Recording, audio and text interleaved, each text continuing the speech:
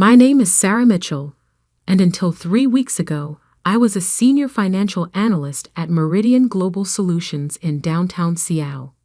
The kind of person who triple-checks spreadsheets, maintains immaculate records, and actually enjoys reconciling complex accounts. The kind of person who stays late not for recognition, but because numbers tell stories that need to be heard. That Wednesday morning started like any other. Seattle rain drumming against the office windows, the gentle hum of computers, and the familiar scent of coffee from the break room. I was reviewing the quarterly financial reports when Marcus Walsh, my direct supervisor, appeared at my desk. His usual swagger was missing, replaced by something tighter, more desperate. Sarah, my office.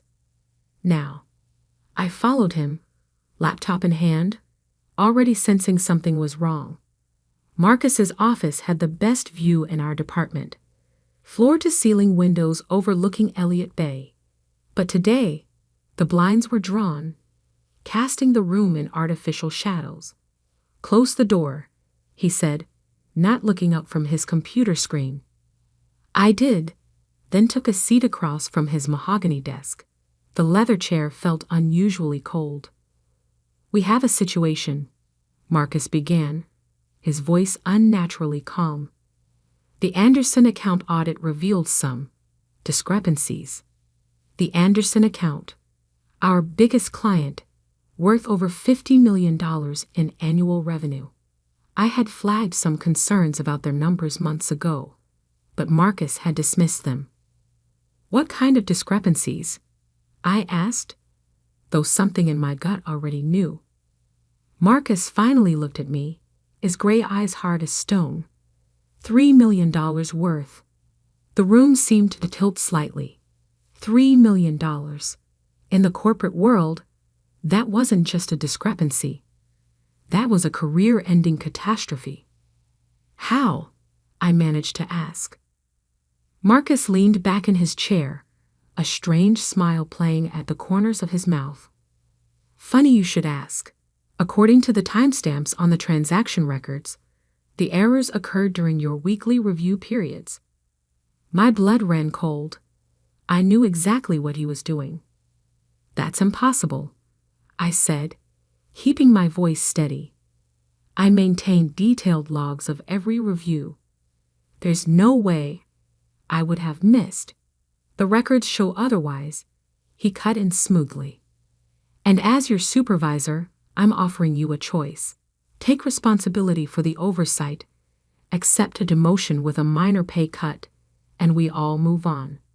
Or," he spread his hands wide, "well, falsifying financial records is grounds for immediate termination. Your choice." I sat there, heart pounding but mind surprisingly clear. This was why he'd been so quick to dismiss my concerns about the Anderson account. He'd been covering his tracks, laying groundwork, probably altering timestamps on documents. But he'd made one critical mistake. "You're right about one thing," I said, standing slowly. "The records do tell the truth. All of them, including the encrypted backup logs I maintain on our secure server. The ones that show exactly who accessed those files and when. The ones that prove every alteration you made to cover up your mistakes." The color drained from Marcus's face. "You're bluffing." I smiled, the kind of smile that comes from knowing you've already won. "Check the backups, Marcus. I'll wait." His fingers flew across his keyboard, navigating through folders, his face growing paler by the second. I watched as he found them. Dozens of automated logs, each one meticulously documenting every change he'd made to the original files. "This is a misunderstanding," he stammered, his confidence evaporating. "We can work something out." "You're right again," I replied, gathering my laptop. "We can. I have a meeting with Linda Carter in internal audit in—" I glanced at my watch. 20 minutes. I'm sure she'll be very interested in working this out. "Sarah, wait," Marcus called as I reached the door. Think about what you're doing. I can make your life very difficult. I turned back, meeting his desperate gaze. No, Marcus. You already tried that. Now, I'm going to make your life very honest. The walk to Linda Carter's office on the executive floor felt like floating. My hands didn't shake as I knocked on her door. My voice didn't waver as I laid out the evidence. The backup logs, the original timestamps, the trail of Marcus's alterations, the attempts to frame me. Linda, a sharp-eyed woman in her 50s who'd earned her reputation as the company's ethical backbone, listened without interruption. When I finished, she was quiet for a long moment. You understand the gravity of these accusations? She asked finally. Yes, I replied. That's why I brought proof. She nodded, then reached for her phone. Clear my afternoon, she told her assistant.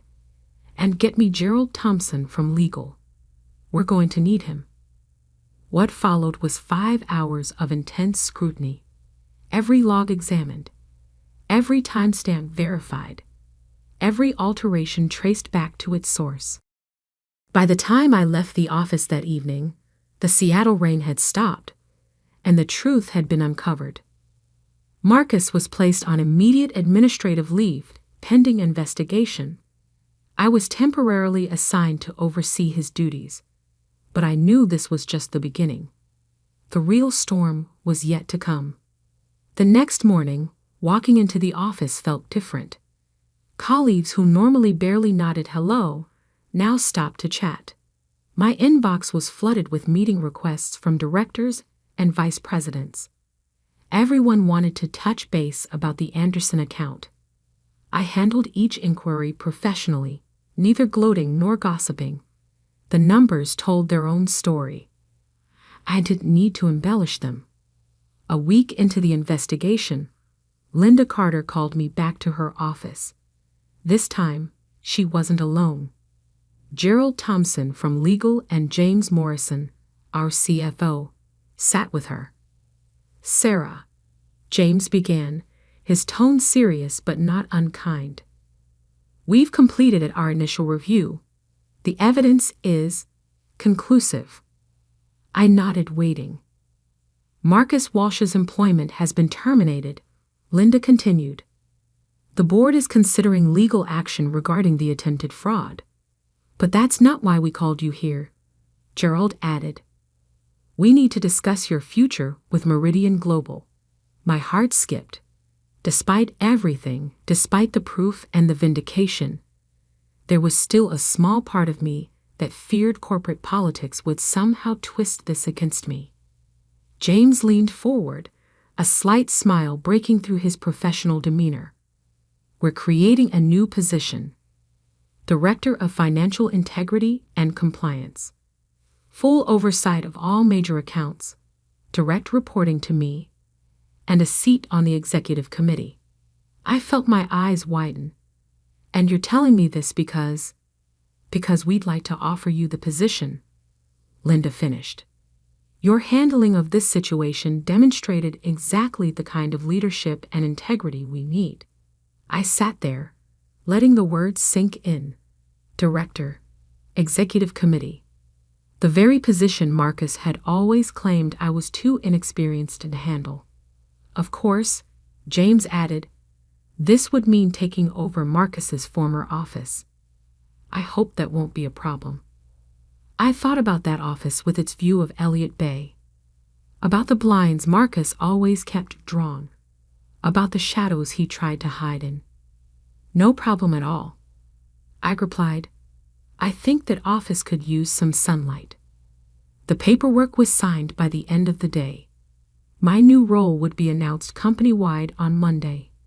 But as I packed up my old desk that Friday evening, I couldn't help but smile at the irony. Marcus had tried to force me to take a fall, never realizing he was actually giving me a boost. Someone had already cleared Marcus's office when I arrived Monday morning.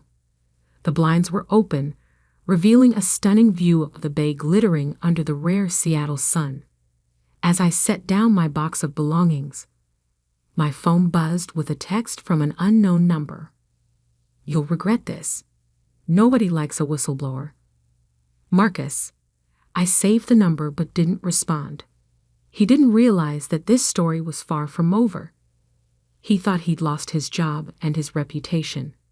He had no idea what was coming next.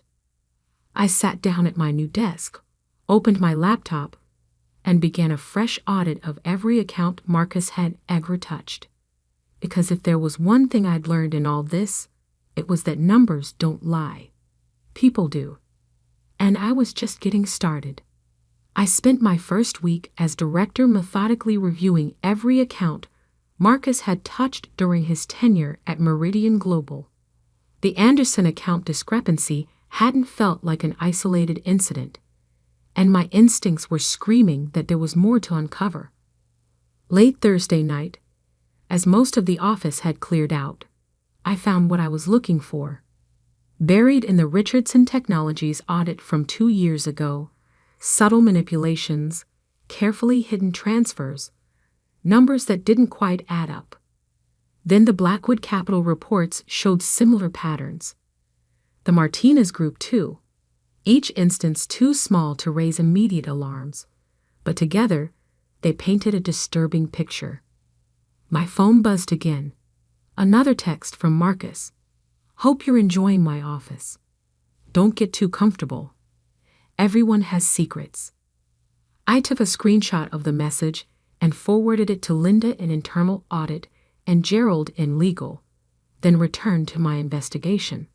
If Marcus thought he could intimidate me, he clearly hadn't learned anything from our last encounter. By Monday morning, I had compiled enough evidence to fill a banker's box. Not just accounting discrepancies, but a pattern of systematic fraud spanning nearly 4 years. The total amount made the Anderson account look like pocket change. I was preparing my report when Jessica from HR appeared at my door, looking uncomfortable. "Sarah, we've received some concerning allegations." I set down my pen. "From Marcus?" She nodded, sliding a folder across my desk. "He's claiming you accessed his personal files without authorization. Says you used them to frame him and steal his position." I opened the folder, scanning the accusations. Each one more outrageous than the last. I had hacked his computer, planted false evidence, conspired with others to orchestrate his downfall. The desperation in every line was almost pathetic.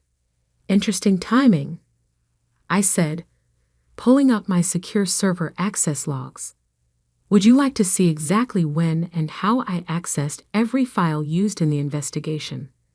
All through proper channels, all properly documented." Jessica's relief was visible. "That would be helpful. And while we're at it," I added, "I have something else you should see." I shared my latest findings: the years of fraud, the multiple accounts, the careful cover-ups. Jessica's eyes widened as she went through the evidence. "This is extensive," she managed finally. "Yes," I agreed. "And there's more. Marcus has been sending me threatening messages." I showed her the texts. "I've already forwarded them to legal, but you should probably have copies for his file." She nodded, her HR professionalism warring with obvious shock. "I'll need to escalate this immediately." "Of course," I said. "I'm heading to a meeting with James and Linda about these findings anyway. You're welcome to join us." The meeting that followed lasted 3 hours. James Morrison, our CFO, sat at the head of the conference table, his face growing grimmer with each page we reviewed. $7.8 million, he said finally. Total fraudulent manipulations across 4 years and 6 major accounts. "That we found so far," I added. "I'm still reviewing the smaller accounts." Linda Carter shook her head. "The SEC will need to be notified." already prepared that report," I said, sliding another folder forward, along with a detailed timeline of discovery and all supporting documentation. James looked at me with newfound respect. "You've been thorough." "Numbers don't lie," I replied. "People do. I just let the numbers tell their story." Gerald Thompson, who had been quietly taking notes, finally spoke up. "Marcus's allegations against you were a mistake. They opened the door for a deeper investigation that might have taken months to initiate otherwise." "He's panicking," Linda observed, "making amateur mistakes." "Speaking of mistakes," I said, pulling up my email, "you should see what just arrived." It was an email from Marcus, sent to the entire executive team, attempting to expose what he called a conspiracy against him. Attached were documents he claimed proved his innocence, except they were the very files that showed his alterations most clearly. "He just authenticated the evidence himself," Gerald said, almost admiringly. "By sending these files from his personal email, he's confirmed they're genuine." James stood up, straightening his tie. "Sarah, work with legal to prepare a full disclosure for the board. Linda, coordinate with our external auditors. We need to get ahead of this." As everyone filed out, Linda lingered behind. "You know," she said quietly, "when you first came to me about the Anderson account, I thought you were either very brave or very naive. Now I realize you were something else entirely." "Oh," I raised an eyebrow. "Prepared," she smiled. "You didn't just catch him. You built an airtight case that even his desperate flailing can't damage." The next few days passed in a blur of meetings, audits, and legal consultations. Marcus's attempts at retaliation had backfired spectacularly, drawing attention to aspects of his fraud that might have taken months to uncover otherwise. Then came Wednesday morning. I arrived at my office to find James waiting for me. "The FBI is involved now," he said without preamble. "Marcus was arrested an hour ago. Apparently, this wasn't his first corporate fraud scheme." I sat down, letting that sink in. "Other companies?" James nodded. "2 previous employers. He'd been careful, changed his methods each time. But your investigation gave them the pattern they needed." My computer pinged with a news alert. The story had broken. Meridian Global executive arrested in multi-million-dollar fraud scheme. I scanned the article, noting how it praised the company's internal controls and swift action once the fraud was discovered. "The board is pleased with how we handled this," James continued. "Particularly your role. They approved a new compliance initiative. Full department, expanded authority, increased budget." "Sounds like a lot of work," I observed. "It is," he agreed. "That's why they're promoting you again. Executive Vice President of Compliance and Risk Management. Interested?" I looked around my office, the one I'd only occupied for a few weeks, the one Marcus had tried to use to threaten me. It already felt small. "When do I start?" The following Monday, I walked into my new executive suite on the top floor. Floor-to-ceiling windows offered a panoramic view of Seattle, the bay sparkling under morning sun. But it wasn't the view that made me smile. It was the email from the FBI's Financial Crimes Unit, requesting a meeting to discuss their ongoing investigation into corporate fraud. Attached was a familiar name. Marcus's previous supervisor from his last job, the one who had given him a neutral reference despite suspicions of misconduct, the one who had helped him move on to Meridian Global, where he could continue his schemes. I opened my investigation files and began a new folder, because some stories don't end with one person's downfall. Sometimes they lead to deeper truths that need to be uncovered. Marcus thought he could threaten me with secrets, never realizing that secrets were exactly what I was best at exposing. My phone buzzed one last time. A final text from Marcus, probably sent just before his arrest. "You have no idea what you've started." I smiled, saving the message with all the others. Evidence was evidence, after all. "Actually," I said to my empty office, "I know exactly what I've started." 3 months later, I sat in my executive suite, reviewing the final report on Marcus's case. His guilty plea had opened up investigations at 5 other companies.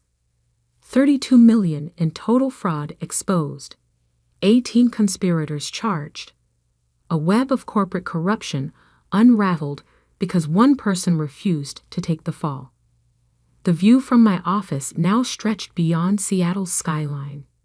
I could see all the way to the mountains, clear and sharp against the horizon. But more importantly, I could see the future. One where numbers told their true stories, where integrity wasn't just a corporate buzzword, and where taking a stand didn't mean taking a fall.